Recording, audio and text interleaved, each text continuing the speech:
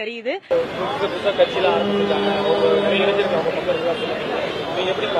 திருவண்ணாமலையில நிலச்சரிவு ஏற்பட்டது எல்லாருக்குமே தெரியும்.